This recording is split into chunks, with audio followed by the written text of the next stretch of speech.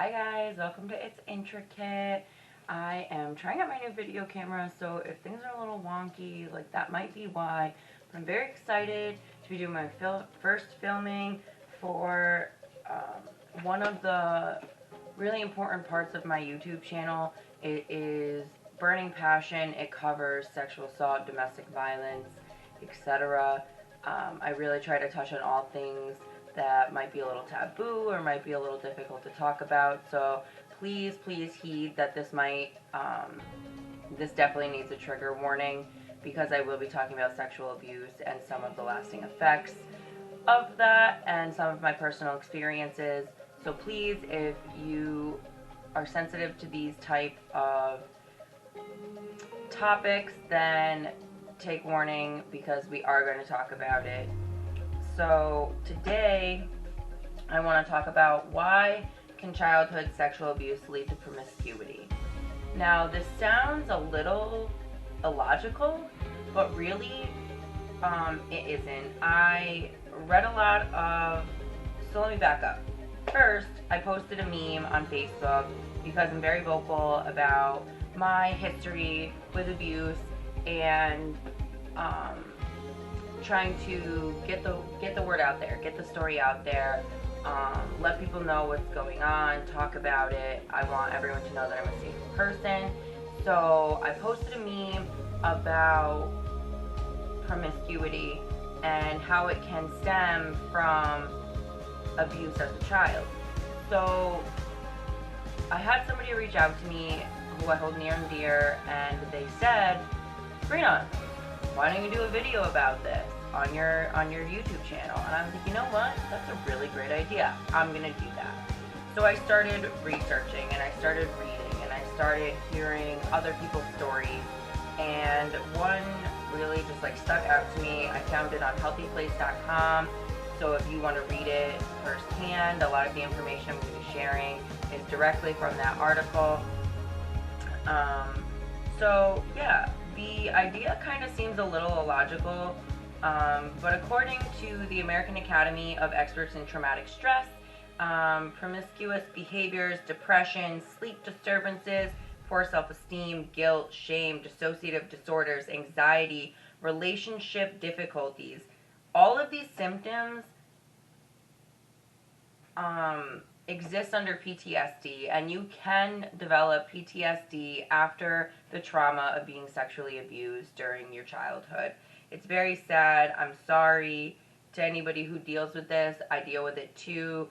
Out of this list, I deal with poor self-esteem, anxiety, dissociation, and honestly, these three things that I deal with are what led me to my promiscuous behavior.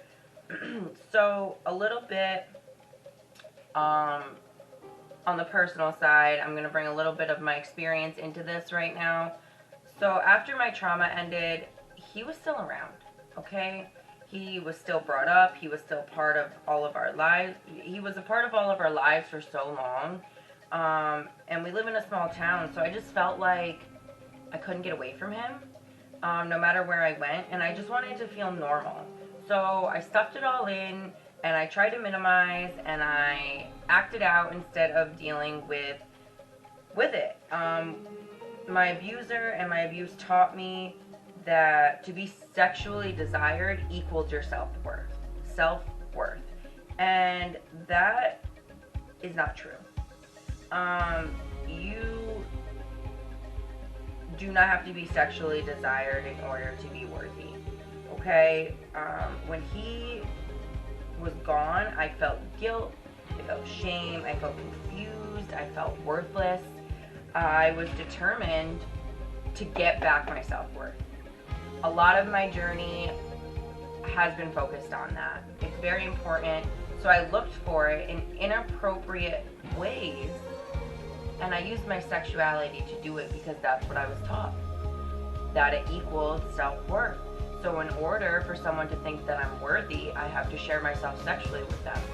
And really, you don't. You really don't. Find other ways. I had to do it. The promiscuity is a cover-up for other PTSD symptoms. So really dive deep and think about where this is actually stemming from. If you are promiscuous and you just want to get down with the get down, I totally support you. But if there is something deeper, I encourage you to really find that and work on it. Sex for me for a long time was such an escape because you get the dopamine, you get their serotonin, you get the endorphins, and all of those things make you feel good, okay?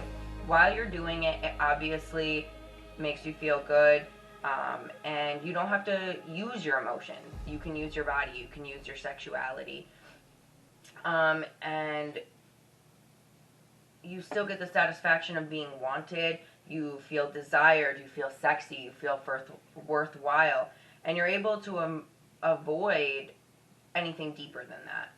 But it limits you to not having anything deeper than that, and you deserve it. I deserve it. I'm working on it. You deserve it. If you want to talk about it with me, please, please, please do that. Being able to focus only on promiscuity and sexual activities allows you to avoid ending up in controlling relationships, or a big one for me is the fear of possible abandonment. Okay? I do have borderline personality disorder. This did stem partly from the trauma and how my brain worked to repair itself. It's very scary to think that someone could leave you. And if you open yourself up to that, it's a real possibility, but honestly, it's worth it. So we have to like go past that. We have to go deeper.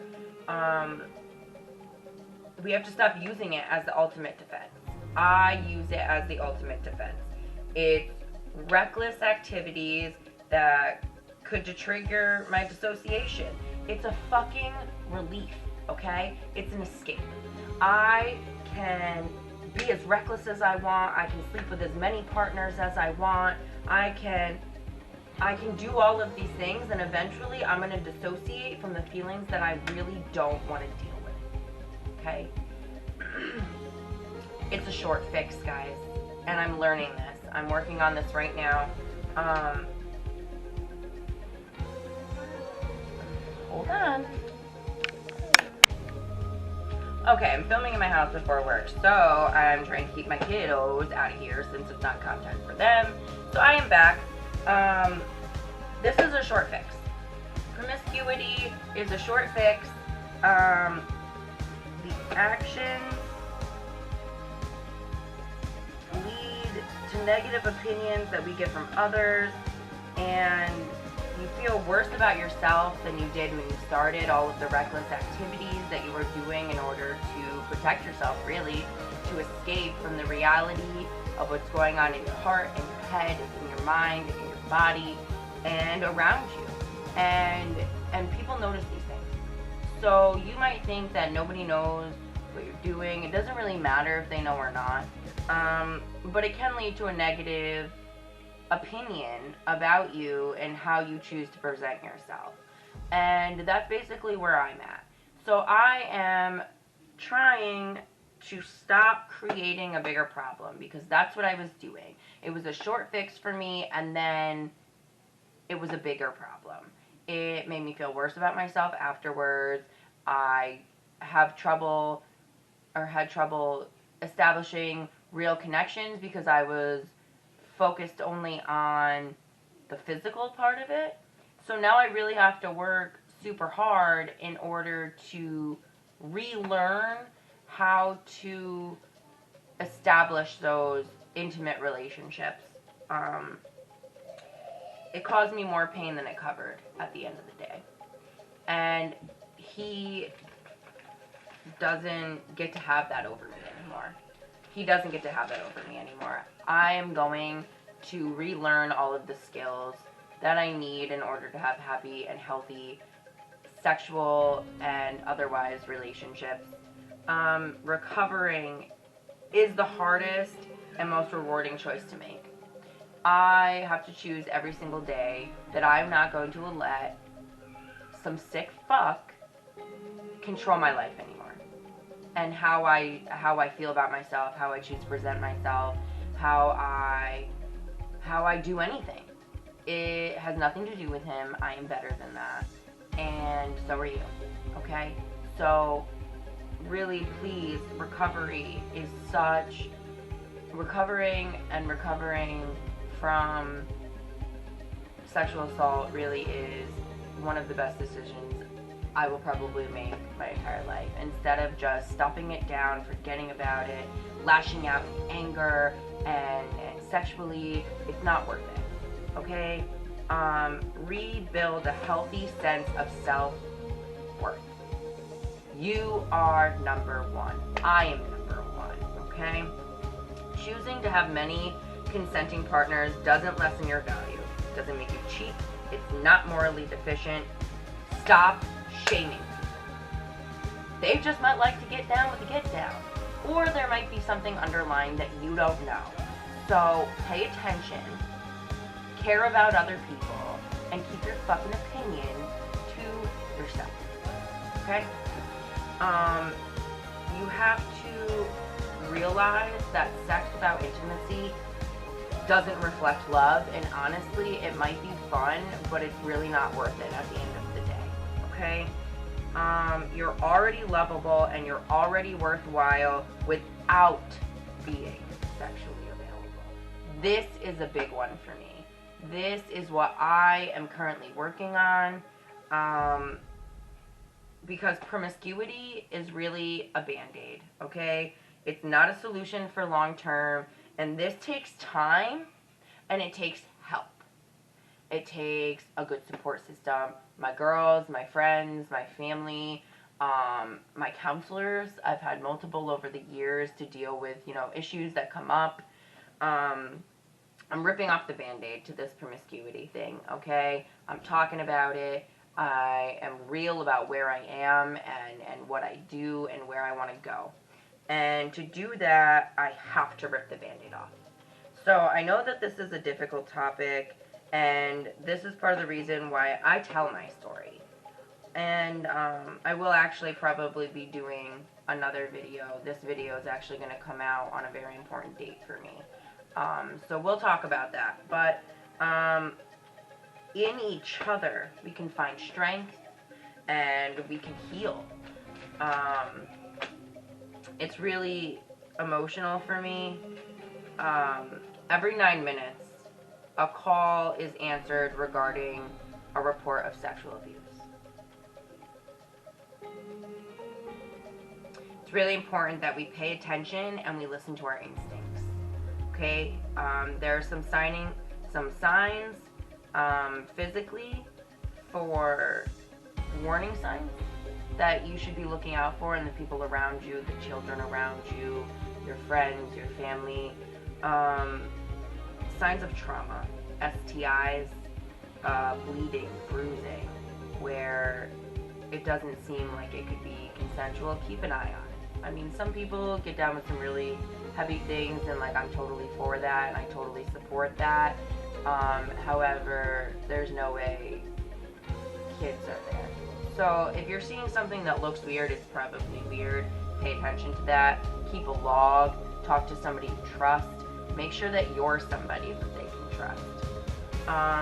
Behaviorally, keeping secrets, being silent when they usually are not, having knowledge that you wouldn't expect somebody of their age or brain capacity to know about. That's important. Being overly compliant, regressing in their behaviors, not wanting to be alone with somebody. Red fucking flag. Pay attention. Pay attention. Pay attention. Because you could save them. You could save them from the immediate trauma and the long-lasting effects of it. And it's really, really important. So please, please, please, they could be avoiding removing their clothes, changing, bathing. Emotionally, they could change their eating habits, their mood, their personality. There could be a decrease in their self-image. They could be excessively worrying or being fearful. They could get unexpected stomach aches, headaches. They could lose interest in their friends, activities that they have usually been all about. There are many things, nightmares, self-harm. Basically, look for sudden changes.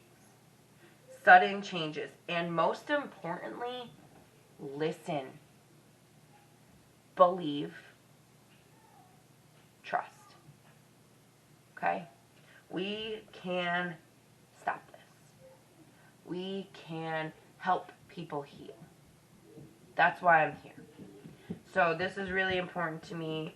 I will look at all of the comments on this video. I will be reaching out to anybody. Please feel free to reach out to me if you want to talk about anything. This was some pretty heavy content. So I'm definitely going to take everyone's questions, and I will end up doing a follow-up video.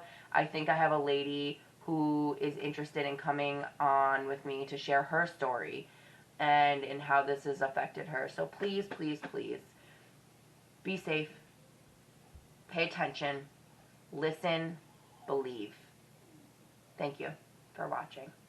It's Burning Desire, and this was how promiscuity can stem from, how promiscuity can stem from sexual abuse.